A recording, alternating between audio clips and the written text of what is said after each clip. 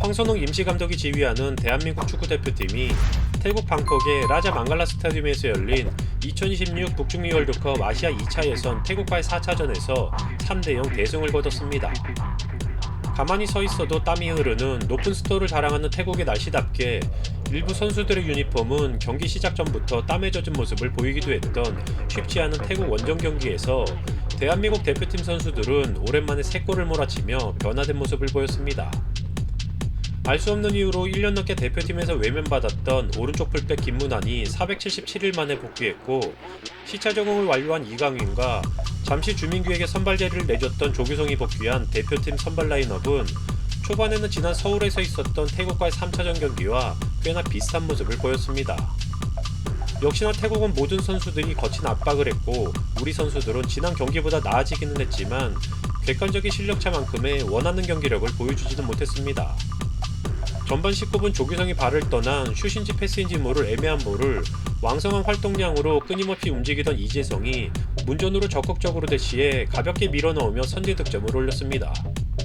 하지만 이후의 모습 역시 지난 경기와 큰 차이를 보이지 못하고 압도하지 못하는 경기력으로 인해 태국과의 끊임없는 공방전이 이어졌습니다.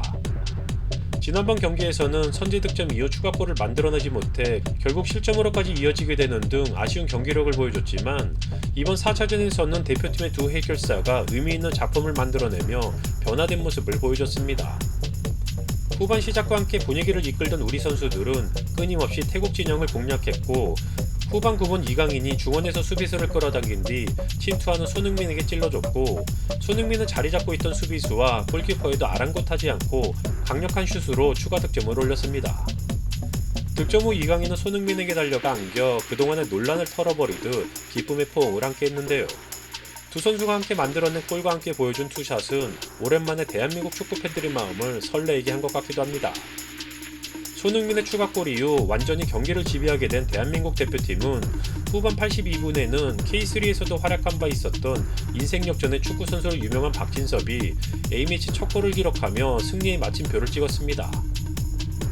이날 경기에서는 1차전과 마찬가지로 왕성한 활동량을 바탕으로 골까지 만들어낸 이재성, 대표팀을 이끌고 여전한 절정의 기량을 보여주는 손흥민, 수차례 전면 패스를 보여 최고의 선수로 거듭나고 있음을 보여준 이강인 등 여러 선수들이 눈에 띄는 활약을 펼쳤지만, 개인적으로는 미드필더 황인범이 이날 경기의 키플레이어가 아니었나 싶습니다.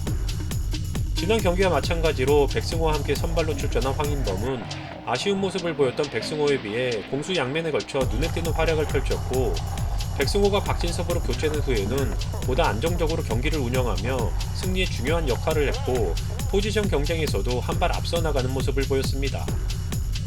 하지만 기대를 모았던 백승호는 지난 3차전에 이어 이번 경기에서도 다소 아쉬운 모습을 보였는데요. 지난 영상에서도 언급했지만 백승호의 경우는 현재 대표팀 내에서 포지션 경쟁을 하고 있는 선수들 중에서는 가장 기성용 선수와 비슷한 플레이를 할 수 있는 선수이지만, 그렇게 더욱 전문 수비형 미드필더인 파트너가 필요하다고 언급한 바 있었는데요. 물론 이미 끝난 경기이지만 만약 백승호가 아니라 황인범이 교체되어 나가고 백승호와 박진섭 또는 백승호와 정호윤이 함께 뛰었어도 나쁘지 않은 경기력을 보여줬을 수도 있을 것이라 생각되기도 합니다. 이번 경기에서는 박진섭과 더불어 또 다른 인생 역전 축구 선수인 주민규의 A매치 데뷔골에 대해서도 축구 팬들의 관심이 쏟아지기도 했는데요.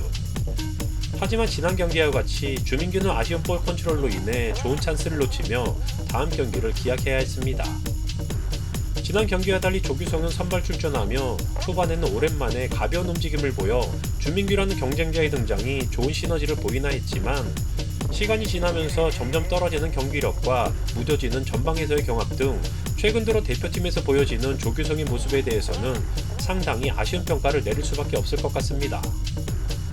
원정팀에게는 지역과도 같기로 유명한 태국의 원정 경기에서 승리한 것도 중요하지만, 특히나 8경기 만에 클린시트를 기록했다는 점은 상당히 주목할 만한 부분인 것 같습니다. 이재성의 선제골 이후 지난 태국과의 3차전과 같이 다소 흔들리는 모습을 보이기도 했으나, 조윤의 철벽 같은 선방과 선수들의 달라진 모습으로 인해 수차례 위기를 넘기며 결국 상대에게 골을 허용하지 않았습니다. 손흥민과 박진섭의 추가골로 여유를 찾은 뒤에는 우리 선수들은 효과적으로 태국의 공격을 막아내며 지난 아시안컵부터 이어진 7경기 연속 실점에 마침표를 찍으며 확실히 달라진 모습을 기대하게 했습니다. 이날 승리로 인해 3승 1무, 승점 10점을 확보한 대한민국은 이제 3차 예선 진출에 9분 능선을 넘었다고 볼 수도 있는 상황입니다. 2026 북중미 월드컵으로 가기 위한 아시아 지역 2차 예선의 4차전까지 마무리한 대한민국이 속한 C조의 나머지 팀들은 중국이 승점 7점, 태국이 승점 4점을 확보하며 뒤따르고 있습니다.